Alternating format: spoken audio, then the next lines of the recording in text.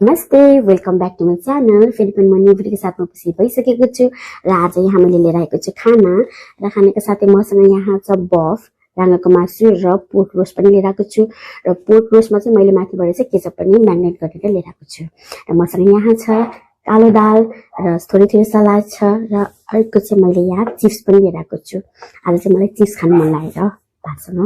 र पिउनको लागि चाहिँ मसँग छ मनतातो पानी म खाना स्टार्ट गर्छु है